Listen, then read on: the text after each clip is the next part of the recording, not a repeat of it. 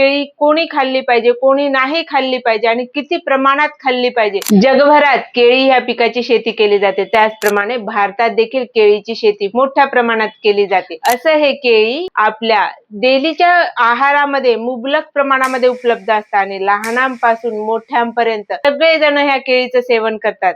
तर आज आपण जाणून घेणार आहोत केळीचे गुणधर्म, त्या सेवन केल्यामुळे आपल्याला काय फायदे होतात, आयुर्वेदानुसार ह्याचं काय महत्व आहे, केळी कोणी खाल्ली पाहिजे, कोणी नाही खाल्ली पाहिजे आणि किती प्रमाणात खाल्ली पाहिजे आणि कोणत्या वेळेला खाल्ली पाहिजे, ह्या विषयीची माहिती आजच्या ह्या व्हिडिओमध्ये आपण बघणार आहोत. आयुर्वेदानुसार केळीची जी गुणधर्म आहेत त्यामध्ये बलवर्धक, शीतगुणात्मक आणि पोषक असं हे केळी आहे.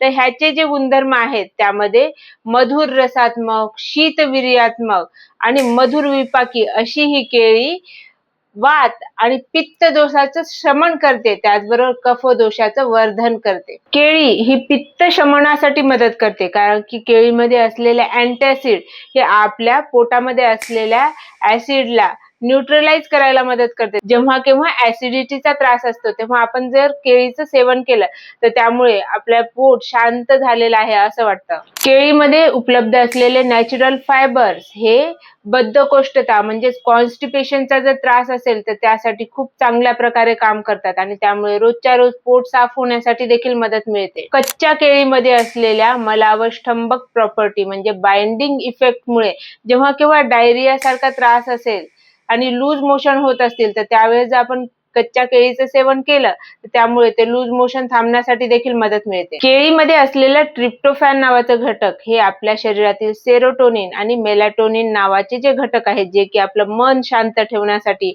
आणि झोप चांगली लागण्यासाठी महत्वाचे आहेत, त्यांची प्रोडक्शन वाढवण्यासाठी मदत करतं. त्यामुळे जेव्हा केव्हा आपण केळी सेवन करतो त्यानंतर आपल्याला चांगली झोप लागते. केळीचं सेवन केल्यानंतर आपल्याला इन्स्टंट एनर्जी भेटते, कारण की त्यामध्ये असलेले सुक्रोज, फ्रुक्टोज किंवा ग्लुकोज ह्यासारखे घटक जे काही खेळाडू आहेत किंवा जे काही हेवी वर्क करणारे जे लोक आहेत त्यांनी ते करण्याआधी किंवा जेव्हा केव्हा आपण एखादं काम करतो त्याआधी जर केळीचं सेवन केलं तर त्यांना इन्स्टंट एनर्जी मिळते. त्याचप्रमाणे गर्भिणी ह्या देखील केळीचं सेवन करू शकतात, कारण की ही पचायला खूप सोपे असते. वृद्ध माणसं किंवा लहान बाळ हे देखील केळीचे सेवन करू शकतात. आता केळी सेवन करण्यासाठी योग्य काळ कोणता, तर आपण केळीचं सेवन हे सकाळी किंवा दुपारच्या वेळेमध्ये करावं, किंवा कारण की रात्रीच्या वेळी जर आपण केळी खाल्ली तर त्यामुळे आपल्या शरीरातील कफदोष वाढण्याची शक्यता असते.